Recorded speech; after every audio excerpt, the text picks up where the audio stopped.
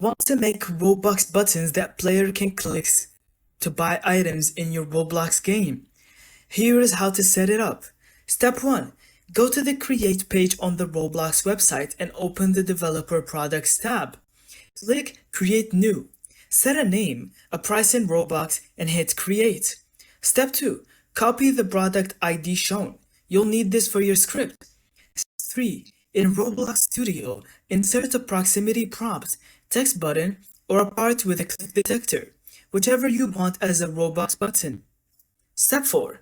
In the service script service, insert the script with this code. Step 5. Test in play mode with multiple players. Clicking the button should now prompt a Robux purchase. Bonus use. Prompt purchase finished to give items or perks after successful payment. And that's how you make work in Roblox buttons at Roblox Studio. Thank you so much for watching. I hope you found this video helpful, and don't forget to leave us your thoughts in the comments.